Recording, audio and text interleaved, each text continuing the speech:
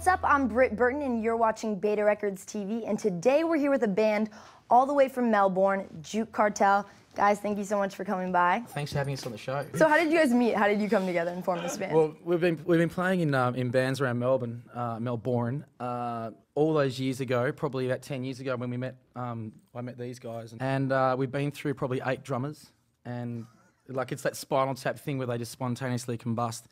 But we found J-Bro, and he grew up in South Africa. Now we've been a unit for 2 years, and you know, we've done a bunch of tours around the States and around Australia, and we wouldn't have it any other way at this 5 of us, yeah. And you guys just released your debut album in Australia. What was it called? It was called Nowhere Left to Hide, which is pretty much, it sums up the journey we've been on. We've done a lot of things where we're pretty much a very open band, and we're very honest and truthful, and we don't feel like we should hide behind anything, and it kind of represents the album, the music, where it comes from. And what was the writing process like? How long did it take to get all the songs for the album?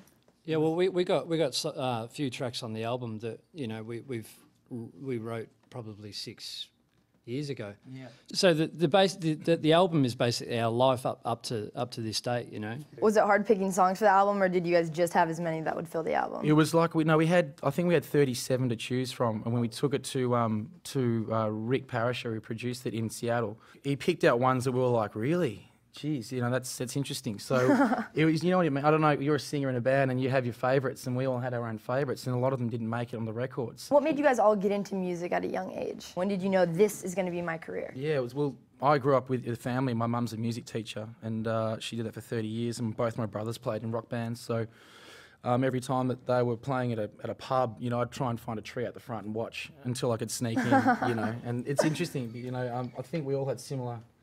Yeah, well, Todd watched too much Eddie Van Halen when he was a kid. Yeah, yeah, I liked rock. I'm a big rock guitar guy. I liked all the Satrianis and Van Halens, and I loved it. And Poison.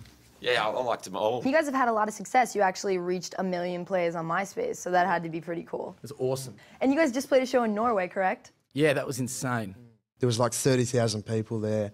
It was just incredible. And this is it was called the Court Festival? Court Festival, yeah. We're lucky enough to make friends with Slash and his wife Perla, and they came to a show that we'd done a few months ago, and he basically said, yeah, he gets to choose 2 bands for his show, and he chose us. It's so cool. Or have there been any other shows that have been like that, just amazing to play?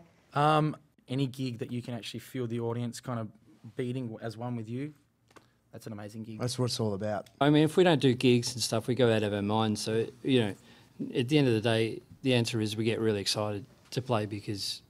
And the best thing is, like, before a show, none of us ever know what's about to happen, and I think that's the whole exciting energy that comes out. It's literally, you're walking onto a stage, you've got whatever, 1,000 or 30,000 or 10,000 people there looking at you. Or back in the day, 3. Or 4, yeah. Hey, Mum, yeah. what's up? And you just never have any idea of what's about to come, you know.